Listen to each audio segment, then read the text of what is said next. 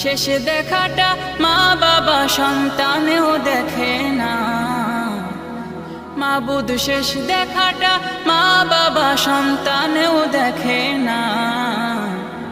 এমন মরণ মাওলা তুমি কাউকে দিও না। এমন মরণ মাওলা তুমি কাউকে দিও না।